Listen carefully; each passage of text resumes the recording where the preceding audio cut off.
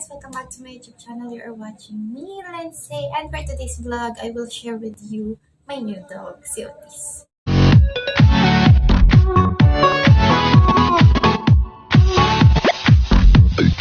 So, ayan.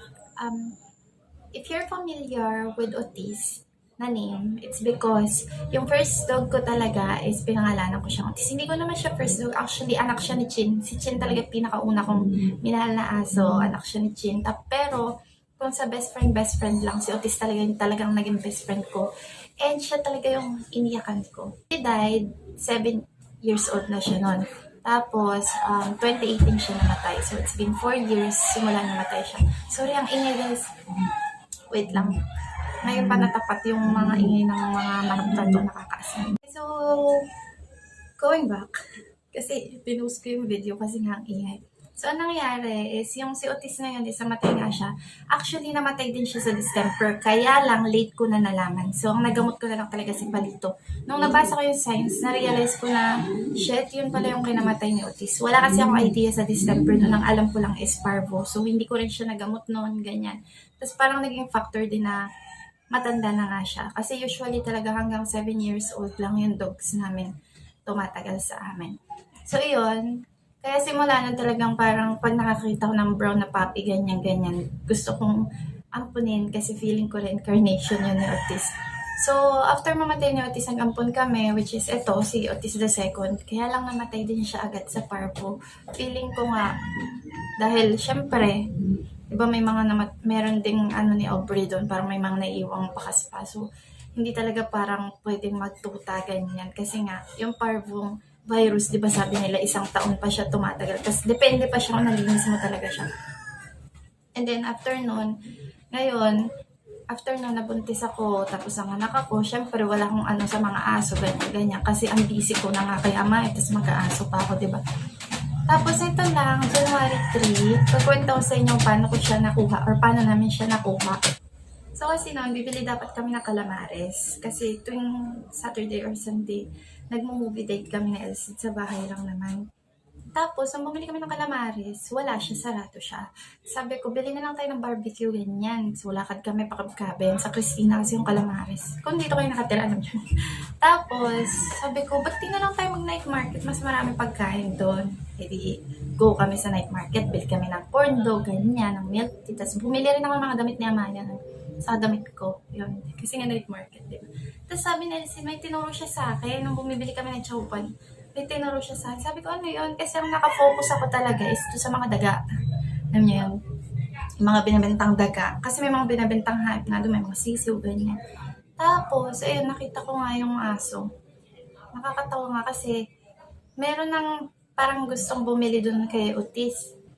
Tapos yun pala, dalawa pala sila noon. Isang lalaki, tapos isang babae. Tapos nakita ko yung magjowa, medyo problemado sila. Tapos ang hinahawakan nila is yung lalaki.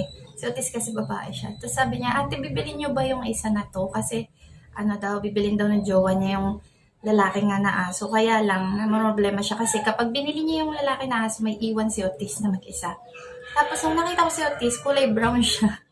Tapos naalala ko na naman, yung una kong Otis. So sabi ko, parang gusto ko na itong bilhin, ganyan. Tapos nahawa ko sa kanya kasi nanginginig siya. Tapos, nasa tabing dagat kasi medyo yung night market. So parang nilalamig na siya. Tapos nakita ko yung, may sugat-sugat pa nga siya noon. Nakita ko yung kulungan niya din. Alam niyo yung kulungan lang ng daga? Di ba yung pasukan ng kulungan ng daga sobrang liit?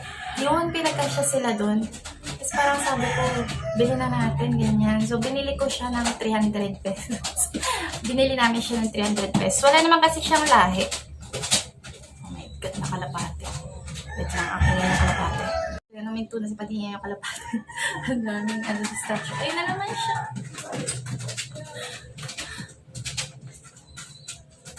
Ayun ang kalapate. Mamaya ko na itutuloy yung vlog.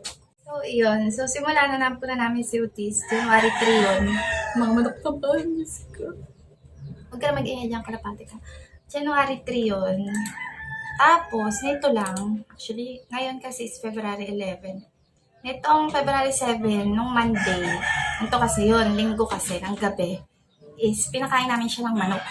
Kasi kumbaga, meron kasi kami mga natirang manok, so nireserve namin sa kanya talaga yung para sa gabi. Yun yung kainin niya, manok. So, ang dami niyang nakain, ganyan. Tapos kinabukasan nung Lunes na, hindi na siya kumakain ng kahit ano. Binigyan namin kasi ang ulam namin ng yata tapa, binigyan namin siyang tapa, kanin, itlog. Hindi na siya kumakain. Masiba yan. Matakaw talaga yan si autistic. Kaya nagtataka kami. Tapos ang iniisip namin, baka pa ako nag-iinarte lang kasi nga nabigyan ng manok. Yun, nabigyan siya ng manok. So baka ako hindi niya lang kinakain dahil gusto niya manok na forever. Alam niyo naman yung mga aso, di ba? May ganun silang attitude. Parang si Bruno naman, isaw ang kinakain. Ayaw niya ng manok. Gusto niya isaw pag nag-iinarte siya. So yun, hinayan lang namin siya. Tapos, kinagabihan nun, pinapakain namin siya. Ayaw niyang kumain. Ang alam ko, basta pinakain namin siya ng ulam nun, tapos yung ulam ng kulay orange, hindi ko maalala ko. So yun, hindi siya kumain. Tapos ang kinain niya is yung dogs kasi namin dahil sa sobrang dami nila. Papakilala ko rin sila sa inyo. Namimili si daddy ng sardinas minsan kasi kinukulang yung ulam or sabaw. Mimili siya ng sardinas, sinalo niya sa maraming kanin, tapos yun yung ulam nila. So kumain si Otis ang kalahati nun. Doon namin na-confirm na, nag-iinarte ba to si Otis? Kasi kinain niya yung sardinas. Tapos, yung kinagabihan pala nun, last day ni Elsie dito nun sa office. Nagtae na daw si Otis. Nagtae daw siya talaga. As in, parang pururot daw yung tae niya. So sabi ko, kaya mo lang baka kasi kumain naman nung gabi. Tapos kinabukasan, Tuesday yun. Ano bang ulam namin yun? Basta hindi na siya kumakain nun. Tapos, nandito kami sa office ng LC. Nagsusuka na siya. Suka tae, ganyan. Tapos yung tae niya talaga, grabe. Sorry pero para sa dogs din naman to. Para magets nyo, syempre. Parang tubig talaga siya. Parang gripo na lumabas siya sa puwet ni Otis. Kaya talagang nashock ako. Talagang ginising ko sa LC. Nung sabi ko, tingnan mo nangyari ganyan. Tapos nagsusuka siya. Kasi suka niya is white foam talaga. Tapos talagang sobrang suka siya. Kasi yung tiyan niya, makikita niyo yung ribs niya sa pagsusuka niya. Tapos nun, syempre after nun, yung ginawa ko, bumili na ako ng gamot. Nung pauwi kami ng lunch, namili na ako ng gamot. Mamaya sabihin ko sa inyo yung gamot. Tapos, yun na nga. Pag uwi naman namin, ang ginawa ko is nagpabili ako ng manok kay daddy nun. Kasi nga kako, baka malay mo naman manok. So, kinain niya. Kaya lang, after nun, sinuka niya na naman. Suka siya ng suka. As in, pagod na pagod si Elsie nun kasi nagugupit siya ng basahan. Tapos, ipapamunas niya. Tapos, syempre, itatapon na yon. Ganon yung nangyayari nung gabi na yon. Pag napagod talaga kami. Pero, before siya kumain nung gabi na yon, is napainom ko na siya ng gamot. Napainom na siya na Elsie ng gamot kasi ako busy ako kay Amaya nun. So, ito nga yung gamot na ininom ni Otis noon.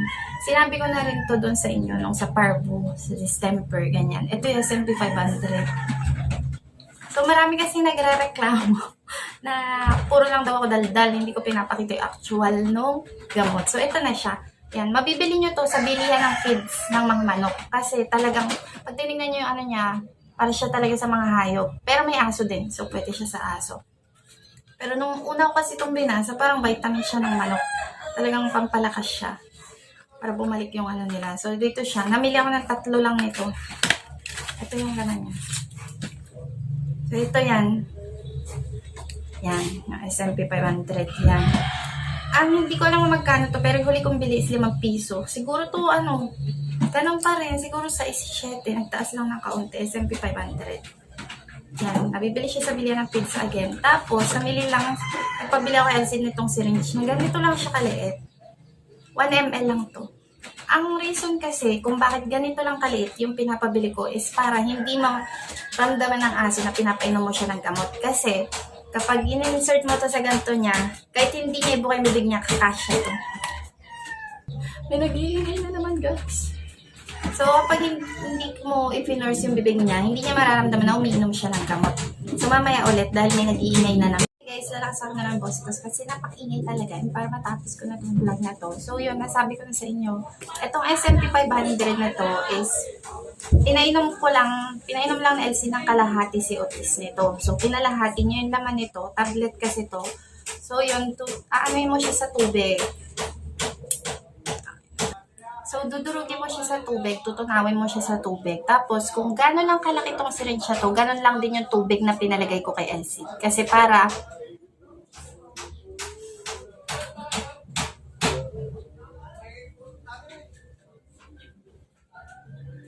Kasi kako para pag isang ganon niya, nung syringe, nandun na lahat ng gamot. Unlike kapag sobrang daming tubig, ilang syringe pa yung ano mo sa bibig niya, baka hindi pa nasama doon yung buong gamot, which is yung kalahating gamot. 'Di ba? Gets nyo? Nagets nyo ba yung sinabi ko? Kasi para hindi mahirapan yung aso, isang inuman lang ng gamot, tas ganito lang siya kalaki, hindi niya mararamdaman na pinainom niyo siya ng gamot. Diba? Kasi kung ang daming beses niyo siyang isi-syringe, ramdam niya na agad, stress na agad siya, baka iluwa niya pa. Tapos sobrang daming tubig nung nilalagay niyo. Nagets niyo? Basta kailangan, ganito karaming tubig lang, which is 1 ml nga to, ganito karaming tubig lang yung ilalagay nyo para matunaw nyo yung kalahati ng SMP 500 na tablet para pasok lahat sa bibig niya yung gamot. Okay, medyo mas naging clear yun. So yun lang guys, gusto ko lang siyang i-share sa inyo kasi para hindi kayo masyadong may stress. Huwag kayo agad magpa-stress kapag nagsuka tayo yung aso nyo kasi meron namang gamot, which is ito ang SMP 500. Proven na to and tested na to, ilang beses ko na itong ginamit sa mga aso ko, sa mga tuta ko. Gumagaling talaga sila. Akala nga namin parvo na yung kay Otis kasi yung poop niya, bukod sa parang gripo, yung puwet niya is meron ding dugo na kaunti. So, after nun, asa na nga ba si Otis ngayon? Diyos ko, ito na siya ngayon. Ito siya guys, Otis Turkish. Natutulog siya ngayon. Yan, tas malikot na yan. Masiba na rin, kumakain na ulit. Yan, maarte kasi yan eh. Gusto niya dyan pa siya natutulog. Tapos kumakain na rin siya ng marami ngayon. Masiba na ulit siya. Doon.